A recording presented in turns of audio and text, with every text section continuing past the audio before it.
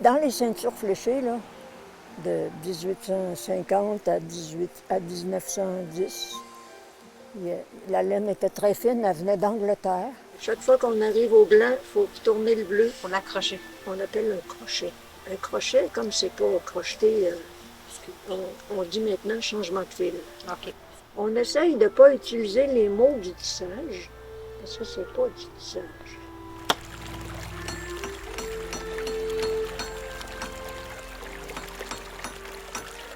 La ceinture fléchée était utilisée autrefois, comme en Nouvelle-France, pour attacher le capot qui, lui, était fait en laine bouillie. Et puis qu'il y avait juste un bouton. Parce que des boutons ici, là, si tu perds un bouton dans le lac, c'est dur à ramasser. Donc, ils mettaient une ceinture pour fermer le capot. Fléché, ça, c'est que il y avait probablement, avant la ceinture fléchée, la ceinture à chevron, comme ça, là. Et puis ça existe dans beaucoup de pays. Ça existe en Finlande, en Amérique du Sud, partout.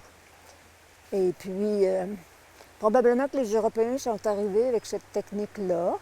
Puis, à un moment donné, il y a quelqu'un qui s'est trompé. Il a viré les fils et qui a gardé les couleurs.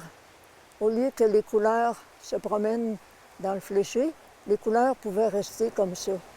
En zigzag, un zigzag, un éclair, ça a fait la ceinture fléchée. En Bretagne, il y a des femmes qui, pour aller dans les marais salants, il fallait qu'ils retroussent un petit peu leurs jupes. Les jupes auraient, dans l'eau salée, auraient cassé. Fini la jupe. Alors tu la retrousses un peu, puis tu mets une ceinture. Ils sont arrivés probablement avec la technique. On n'a pas de preuves. Mais la première ceinture fléchée, c'est un instituteur qui a vu un noyer. Ils ont sorti un noyer de l'eau. Il s'appelait, je ne me rappelle pas, mais il venait de Saint-Jacques-de-Lachine. C'était un voyageur qui était habitué d'aller dans les pays d'en haut pour aller chercher des fourrures pour la Compagnie de la baie du Thon ou la Compagnie du Nord-Ouest. Fait que lui, il a décrit qu'est-ce qu'il a vu. Le monsieur il portait un capot, puis il portait une jolie ceinture à flèches. C'est la première référence écrite qu'on a dans l'histoire de la ceinture fléchée, en 1798. Je suis née à Beauport, j'ai grandi à Beauport et j'habite encore à Beauport. Ça fait 53 ans que je sais flécher. J'ai eu un cours de tissage par Noëlla de Blois, puis elle a fait venir une technicienne du ministère de l'Agriculture. Eux autres, ils parcouraient la province pour aller expliquer aux dames toutes sortes d'artisanat, la comptabilité pour la ferme, le soin des enfants. Ils savaient tout. C'était comme l'école. Peut-être que les gens, dans ce temps-là, allaient à la petite école, puis ensuite, ils s'occupaient à la maison. Donc, c'était la formation continue de l'époque. Là, la professeure de fléché qui fait venir Mme Galerno, elle nous a donné une démonstration de ceinture fléchée, qui n'est pas du tissage. C'était à la fin du cours de tissage. C'est du tressage parce qu'on fait les mêmes mouvements que quand on tresse des cheveux. Et moi, j'ai trouvé ça beau. Difficile.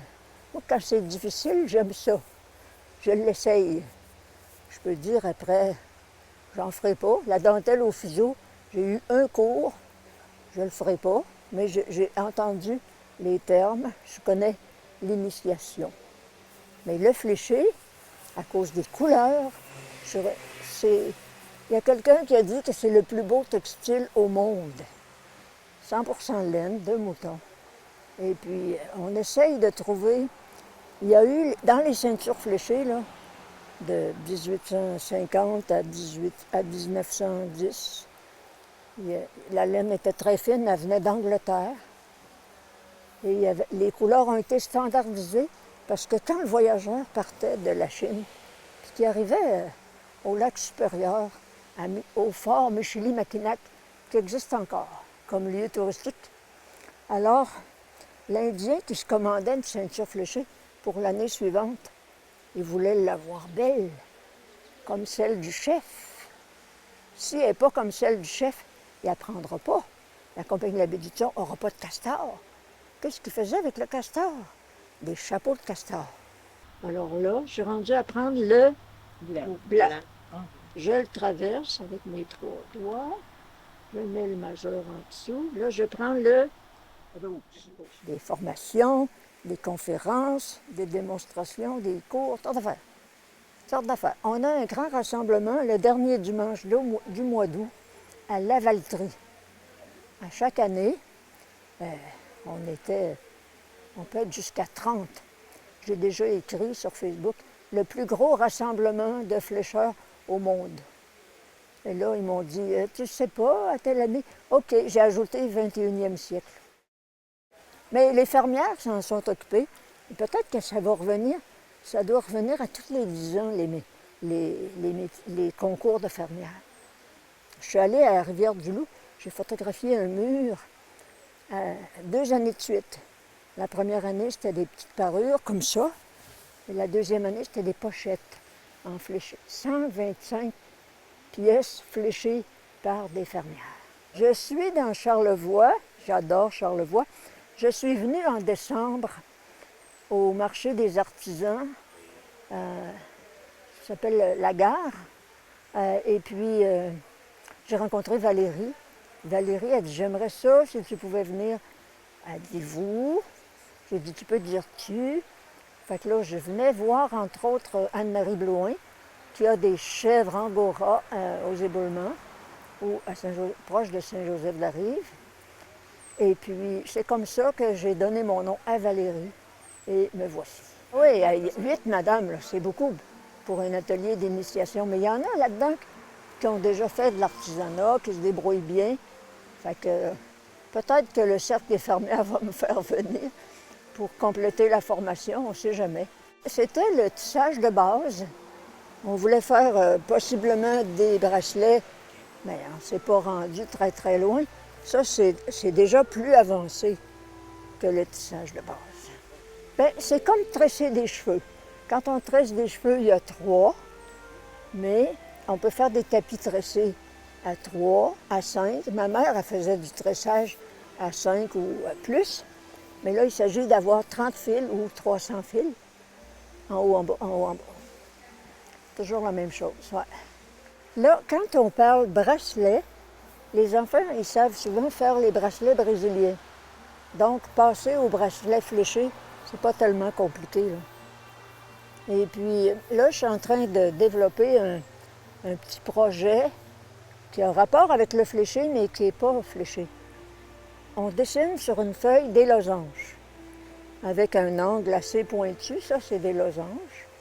Et on trace au crayon ou au feutre, et puis on coupe des petits bouts de laine, puis on remplit les losanges, on change de couleur, et quand on va regarder le tout, bien, ça va ressembler à une ceinture fléchée. C'est une mosaïque en laine, avec les couleurs du fléché. Les couleurs sont rouge au centre, écru, gros bleu, petit bleu, on ne dit pas marine ou bleu pâle, on dit gros bleu, petit bleu, jaune, vert, rouge. Le rouge peut être changé pour rouge et bleu ou rouge et vert.